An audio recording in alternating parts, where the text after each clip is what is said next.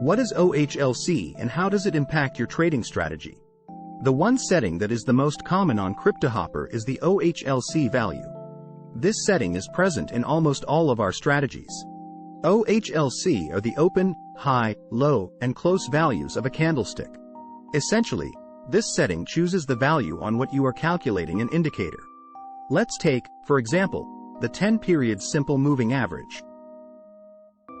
If you choose close as the OHLC value, then the SMA will be the arithmetic mean of the close for the last 10 periods. If you select low as the OHLC value, then the SMA will be the arithmetic mean of the low for the last 10 periods. Depending on the indicator, the performance of a strategy can vary widely or not so much.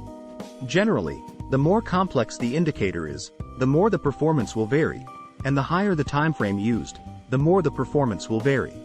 Example of different performance with different OHLC values. Let's look at the results of a simple example of the 10 and 50 SMA crossover.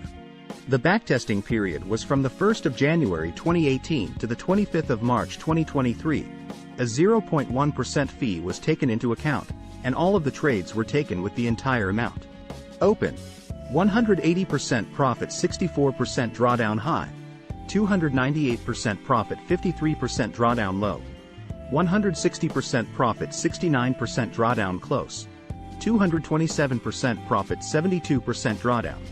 Even on a higher time frame and with a simple indicator like the SMA, you can see that there is a pretty large difference in performance and drawdown between the strategies due to the OHLC values used. The high brings in twice as much profit than the low and a significantly lower drawdown. Bottom line. It is essential to also test different OHLC values, as they can impact strategies significantly.